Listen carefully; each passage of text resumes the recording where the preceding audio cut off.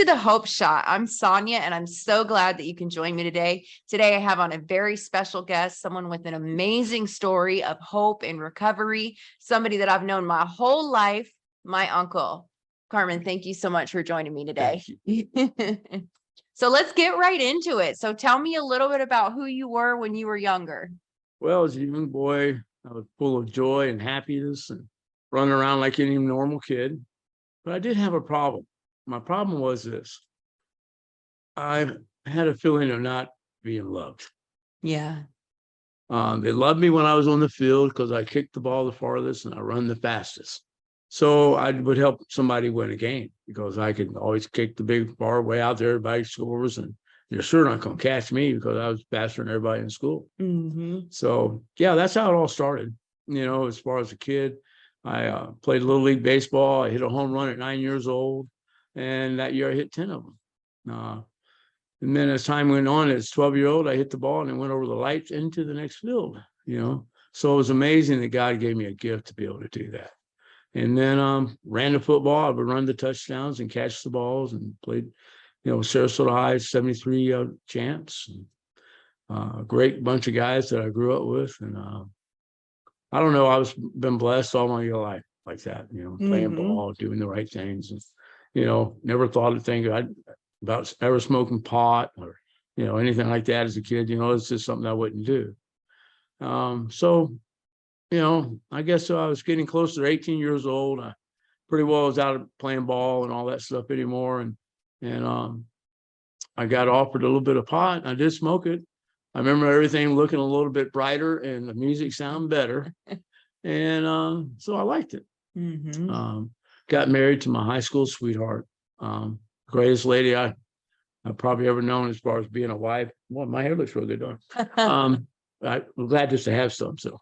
But anyways, she was a wonderful person. She didn't really deserve what happened to me to be part of her life too.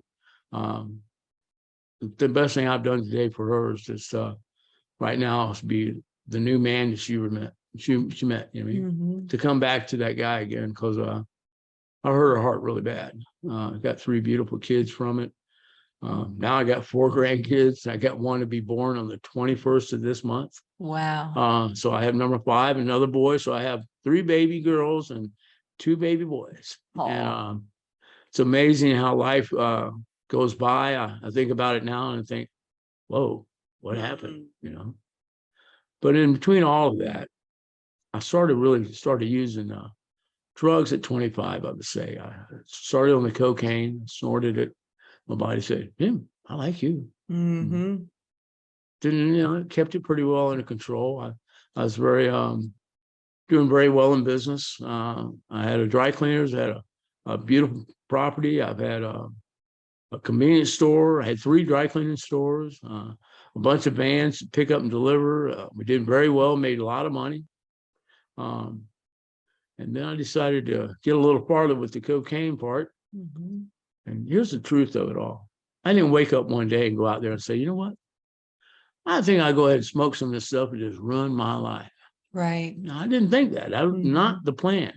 I had a wonderful, beautiful life, beautiful kids, a beautiful home. I mean, you couldn't ask for much more than I had. Driving a Corvette even, whoopee, but nice cars, nice things, very successful. And when I went out and smoked that stuff, it did ruin my life. Because my body said, yeah. But guess what happened? I fell in love. Yeah. But it did not love me.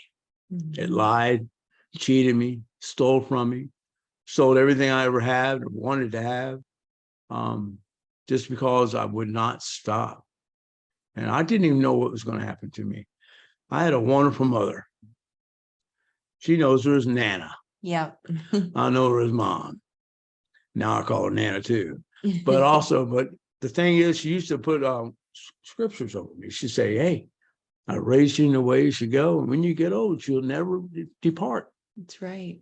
She said, you're going to be all right, Carmen. God is allowing you to go through these things. So when you get older, you can help somebody else with this. I have a little bit of tears from this, But I just wish you would have said, when you get old, she would have said in a couple of days, you'll be over this. Right.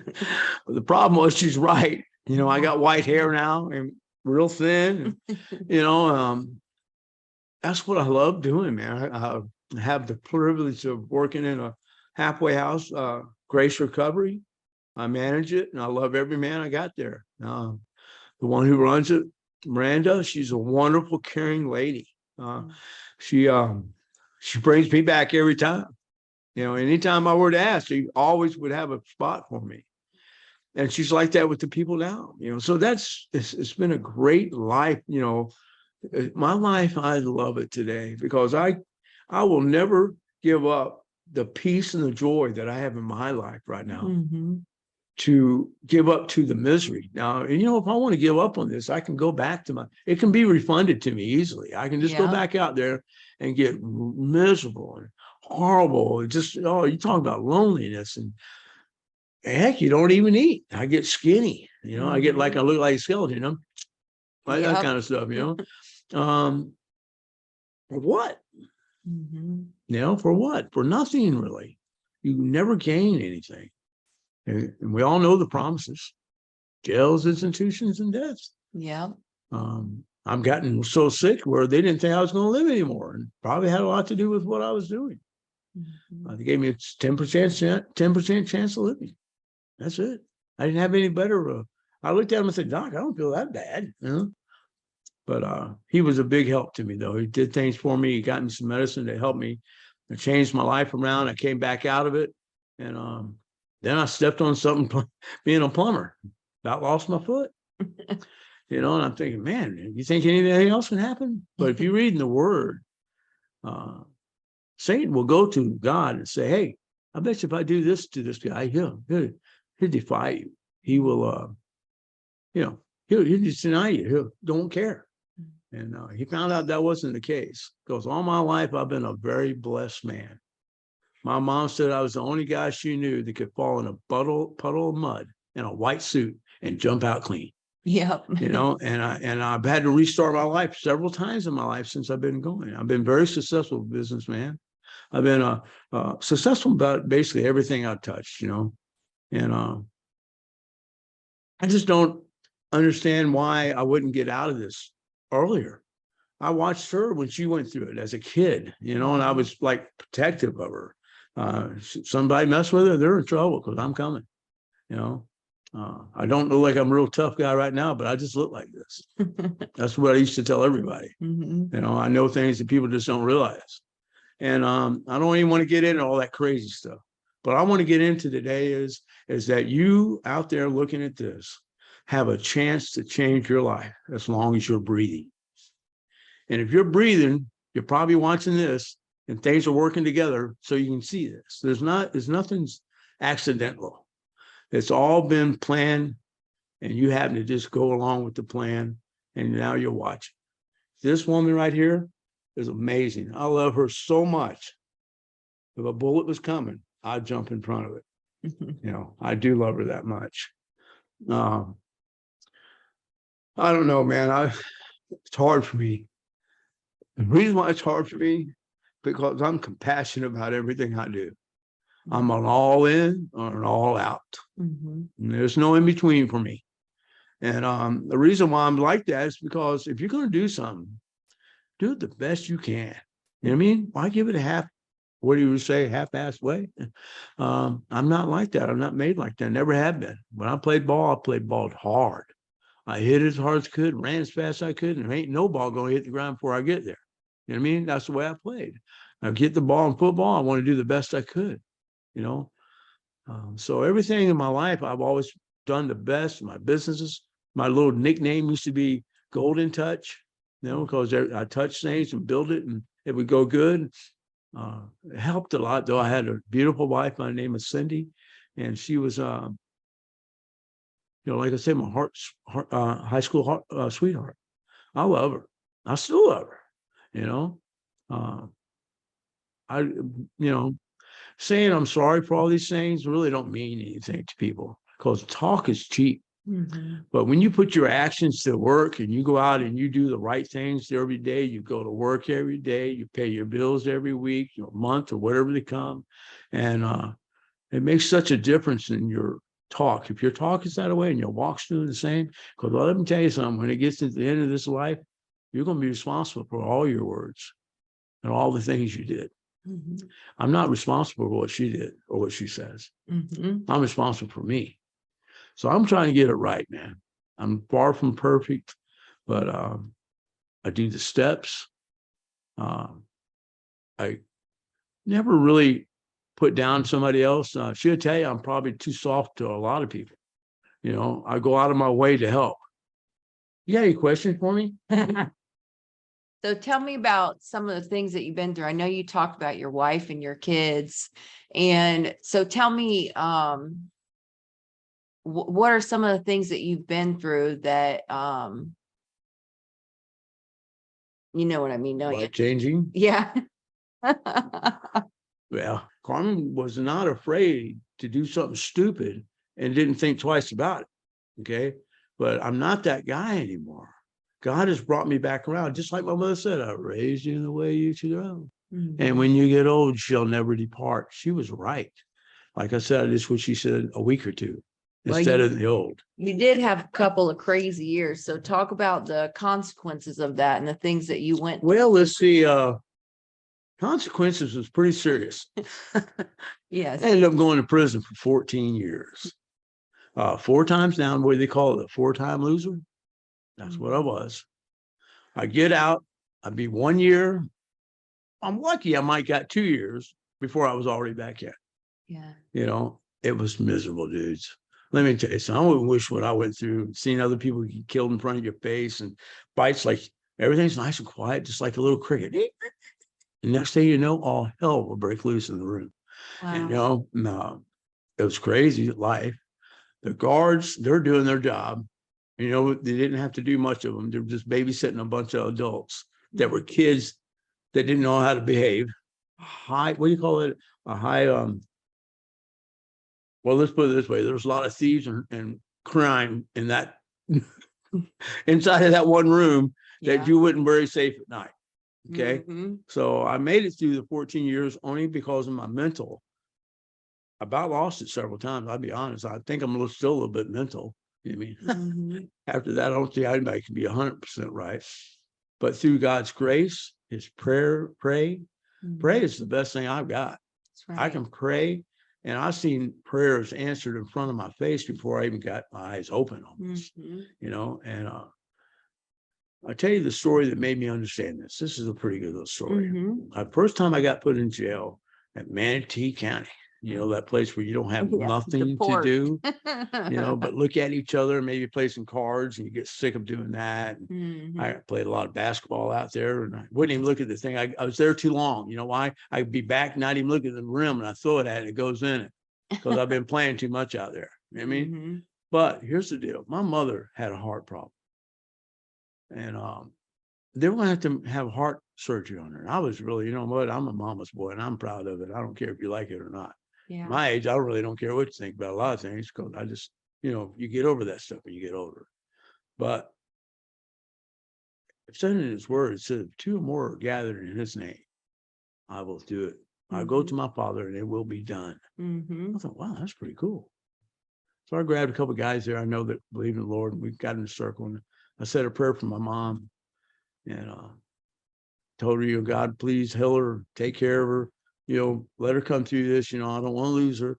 And so here I'm thinking that the doctor's going to help the doctor's hands to fix my mom and she would come through this heart surgery just fine. Well, I called her the next day. I said, well, Mom, how come I'm talking to you? I thought you were going to surgery. And she said, well, they run another CAT scan on me and they said there ain't nothing wrong with me. I said, what? I thought to myself, oh my God, God heard me. Mhm. He heard what I asked. He just went on and just showed me who he was. That's right. And it flipped me out. And ever since then, man, a lot has changed in my life, even though I'm still pretty. Listen, I was born in Fort Knox, Kentucky, at an Army base, right? My dad was there. My mom had me, and it cost me a whole $8.75. That's how much I cost to be born. Oh, So when wow. my mom said you're hard headed, I said, "What do you expect for $8.75, Mom?" I mean, you know, that's the cheapest baby you could ever have. Me, you know what I mean? But really and truly, I just seen how God worked and answered my prayer, and I knew He heard me. You know, there's a difference between praying you don't really know, and that's one of the first down to heart prayers I ever had as a young man, Yeah. and it was answered, man. Way better than I thought I would get an answer. Like, she made it through the operation. She did just fine. You know, she's going to be okay. But heck, he did better than that. He went in there and fixed it himself. Yeah. You know, she didn't have to have no surgery. Mhm. And I flipped out about it. I'll be honest with you. I mean, we all get complacent as time goes on, and even in your recovery, you're out there and you clean for, you know, a whole 3 days, and you think, wow, yeah, I got this. That's when you're in trouble. You better, Yeah. you ain't got nothing yet. Mhm. Okay. So that's how, you know, it kind of happened with the prayer, but I never stopped praying, because I knew I prayed for my kids to be safe while I'm gone, prayed for my kids to have good marriages. Every one of my children are married to good people, and they're still Mhm. together. You know, it's just amazing how God has seen a lot of it through. That's right. The best part is that my mom used to pray for me like she did. Now I tease about it. I wish she would have said a couple of days later, but she knew what she was doing, and God knew what He was doing. Believe it or not, this might be hard for you all to believe. When I had hair like this, blonde, long, looked great, nice, new, fresh, or a new face. Is that a new face? Um, I know that guy. what happens is that when you get to the age and you go through all these things on a daily basis, and I've gone through this for 66 years of my life, and I love my life, guys. Don't think I didn't. And I'll tell you the real truth, I wouldn't have changed anything that's happened in the past except for one thing. I would have never used drugs, so I would have never left that beautiful lady who loved me and gave me a beautiful family. If I had to do that over, that's one thing I would do. But that didn't happen that way. So now I went through what I did with drugs and alcohol. Never had much trouble with it, but it's still a drug and life. And I was a very selfish man, because I wanted to get high. I made sure I got high. It didn't matter what it took.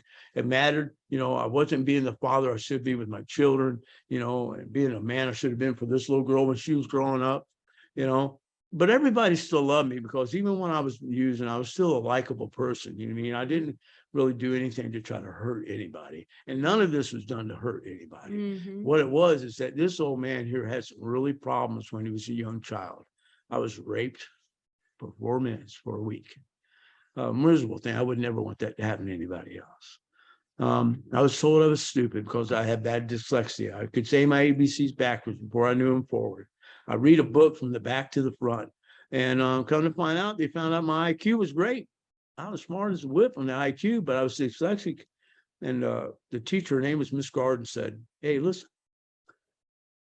They looked at these people who were trying to find out was I retarded, really, to be honest with you. They thought maybe I was mentally They retarded. probably didn't know much about it back then, huh? They didn't know Dyslexia. nothing about it. Yeah. No, actually, they didn't even really understand what was going on with me.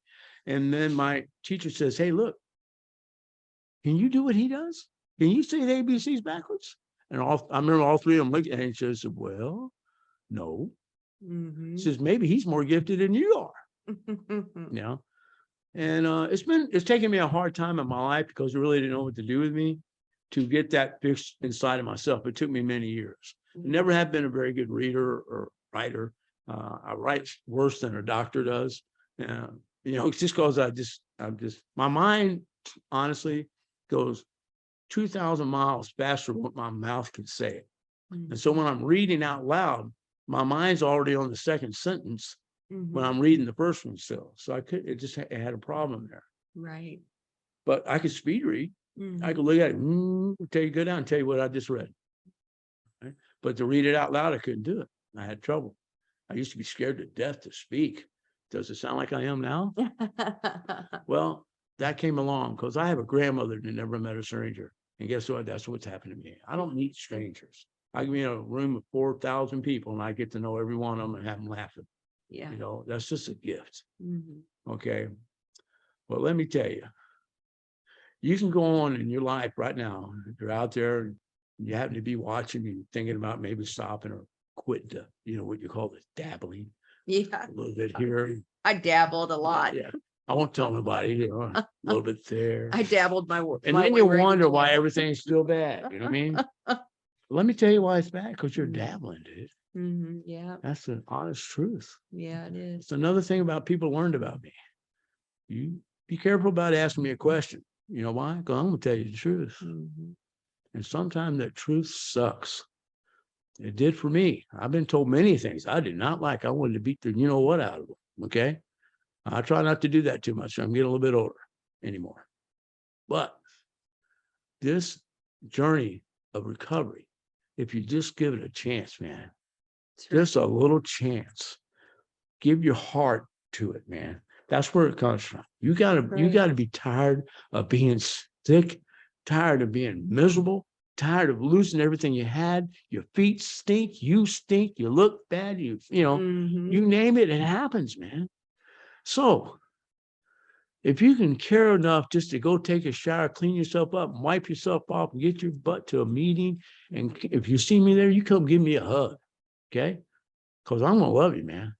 I don't care what you've done, what you're going to do, what you had, what you didn't have, whatever that case, man.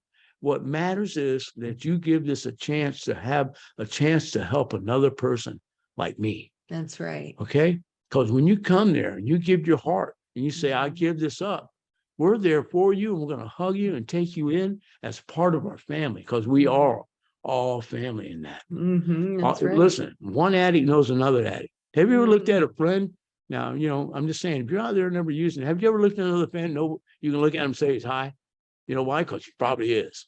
Yeah. Because you know what somebody who is high looks like, So we can be a help to others. We don't have to go down this journey the rest of our life. We don't have to be put in the ground one day or burnt in the big oven and be dead and known as an addict who never made it. Because there's a whole lot of them out there that are dying today. That's right. Fentanyl, you name it, they're dying. Mm-hmm. I just don't want it to be one of y'all. That's why I've been begging her for a while to put this old part on this thing and be able to talk to you guys that, you know what, life is great today. I've been without a car for 3 years because I told God I wouldn't do it. Guess what I'm getting the next couple of days? I got my ear and I got a car coming, and he's provided it. I mean, I'm telling you, I've already been given 3 cars in my life now here lately in the last years. That's how much God loves me, and he don't love you any different than me. I'm not special. Only thing I gave up is my life to him. That's right. That's what makes you special. Talk about that for a minute. So what you were just saying is when you got to give your heart, right? And I like that you brought that up. So Right. talk about what that was like for you Ooh, when you decided you was done and ready to give it up. man, what a story that was. Let me tell you something. I got a sister that lives down in Venice, right? Her name's Lisa. My sister, who I love so much today, I'm actually working for this lady because I never thought that'd ever be the case. But I got 2 of the best sisters in the world, right? That's an awful one of my sisters. Look at that beautiful. But I went down to Lisa's house in down in Bennett, and Steve, my brother, beautiful kids. I mean, what a family. But I was a mess, man. I was at the point of I'm done, man. Let's just put it that way. I was done. I can't take it no more. Not another piece, not another anything. I couldn't take it. I got on my knees when they finally all went to bed. I got on my knees, man. My knees hurt in the morning, but I was down there for 5 hours asking God to forgive me for these things I did and not serving him the way I was supposed to. I asked him to help me because I need it, man. I need it more than ever in my life. Because I did not want to be miserable anymore. I didn't want to chase something that would hated me. I thought it loved me. I loved it, but it did not love me. It took from me. It stole from me. It took all my money I could ever have. It took anything worthwhile having. The love of my family. They didn't want to be around me because I was a mess, man. I didn't blame them. When my wife divorced me, I said, I understand. I want to divorce myself. You know what I mean? It's not that. I just gave it up, man. I got on my knees, prayed. I woke up the next morning I was a new man. I could tell the difference. Mhm. My sister could tell the difference. So Mhm. how'd I look at it? She says, "You look like you're at peace. Yep. You know, just you look better, Carmen." You know, that she is, they're so precious, man. There ain't nothing like family. I don't know what's going on with you. And I know if you're in an addiction, your family's probably pretty tired of you. Yeah. Don't worry. If you do what I'm asking you to do, give it up, man. Get on your knees and ask God to help you. Get your ass in them rooms of a Narcotics Anonymous or AA or whatever the case may be. And it won't be too long. They'll all be hugging on you. That's right. Big reason why, because you're going to take showers now and you're going to clean up. And you're not going to be doing that crap. And you probably have a couple pennies in your pocket so they don't have to buy you everything. You know, that's what happens, man. Your life changes. Yeah. Things that would fall apart and don't work right probably means you're not supposed to be doing that. Probably means you shouldn't be chasing that. If something don't come together, that means God is not in it. That's right. This is the one that told me that. I was Mhm. out on a big boat, living out there on out next to the, what is it called? Marina Jack. Marina Jacks, you know. And she said, "Uncle Carmon, things aren't working out there. Maybe it's because God don't want you out there." Guess what? She was right. That's the day when I was at my sister's house, I got out. I won't even tell you how miserable it was to get out there. I had some really bad things happening to me. And I got on a little rowboat, and I never rowed a boat so fast to the land. That's what I did that day. I had people who wanted to hurt me. Mm. I don't even know why. I do know why, but it's no sense in me trying to tell you all about it. Right. It's a whole crazy ass story. Yeah. But I want you to know this. God protected me, got me in. Mhm. Officer Skinner was his name.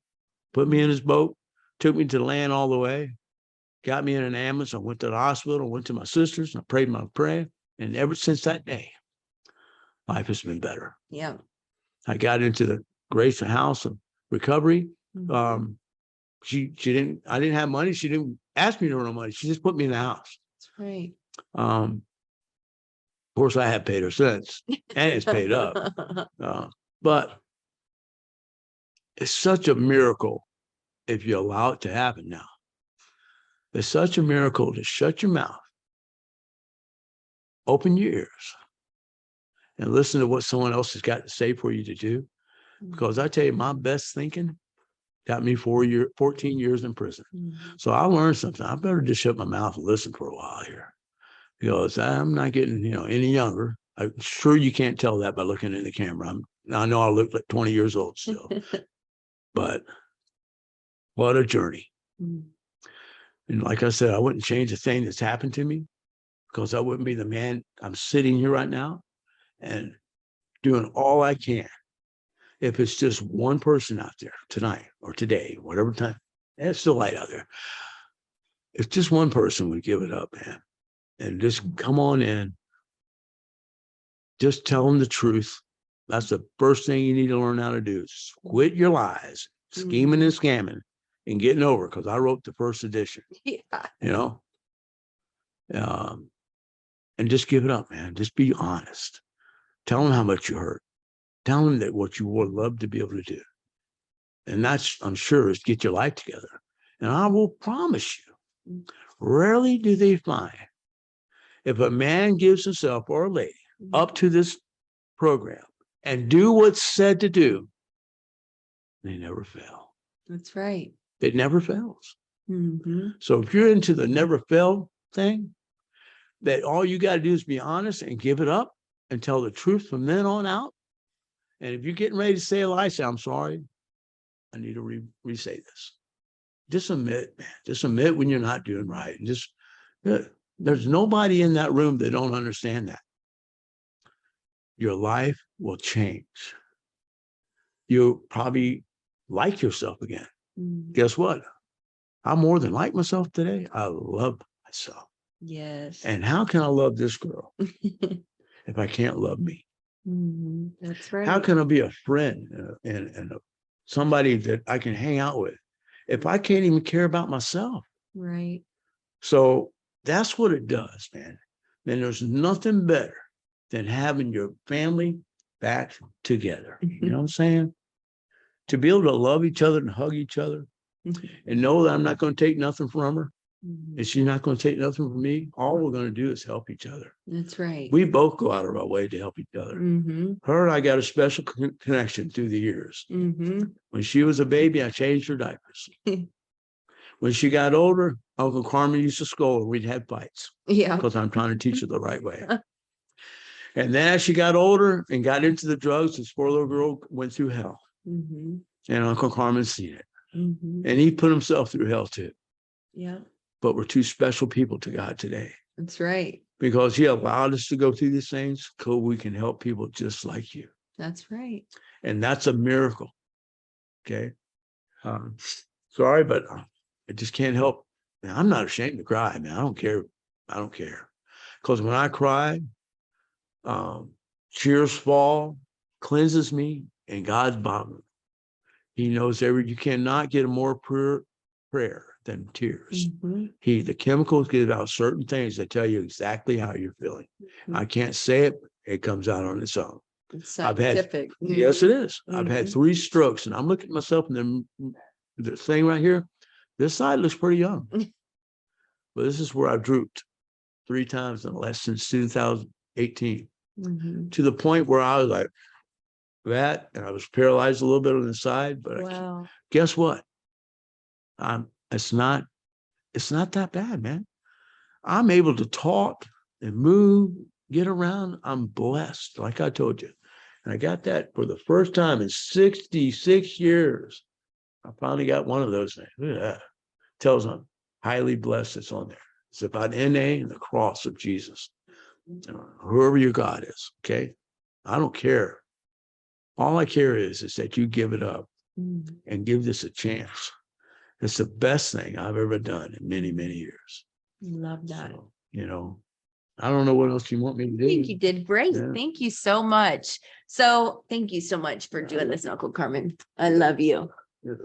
And thank you guys so much for joining us today. And we'll be back again soon with another episode of The Hope Shot. Have a good day.